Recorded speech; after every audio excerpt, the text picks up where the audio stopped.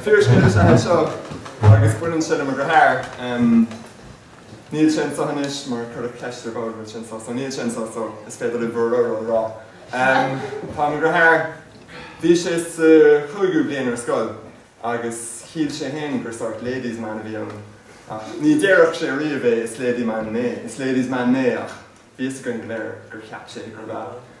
So bhí an chuma ar an Scéal, cúpla lá rih lá a Valentín nach buíoch sé aon chart a Valentín, mar ní raibh sé ag dul amach le Cillian agus ní raibh dá bhéad cainte nó dá bhéad smaointe bhí go héin ní raibh na Cilliaine a chuiríonn Simon.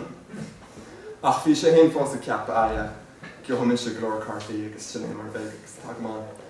So ar an lá ard an son lá a Valentín, bhí sesin ar scoil agus tháinig an post agus ní raibh aon charta an-bhuíoch.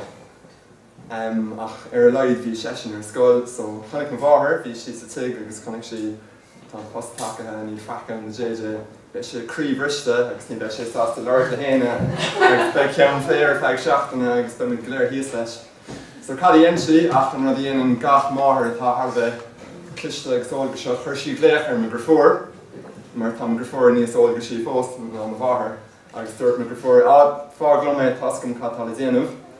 So léim me gur fór ag cuioineh me go háir bocht nach buíoch aon páirte agus bheoh híos leis chuir sí léachar florist agus d'ordaigh si aon rós dearg bháin le chur an florist go dtí an scoil.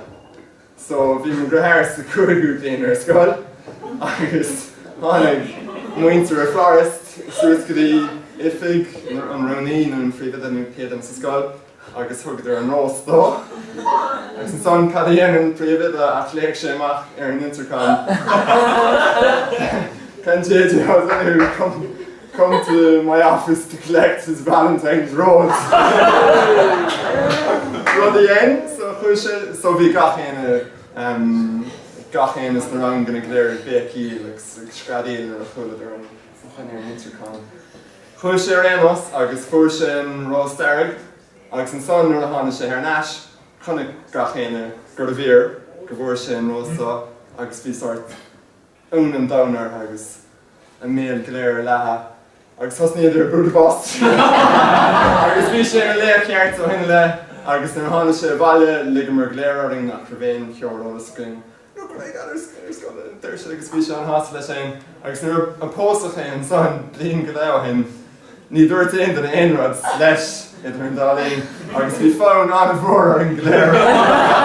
Rud ag an rádas an pósa ach níor dhéon agus bheith sé teachta baile an bhí sé chuin mar tá sé na fónaí sa teapáin lena bhein agus lena báiste. Agus bheith sé teachta baile an bhí sé chuin agus ní is go héin rud fólach agus is dóid nach níor mí déon ceo.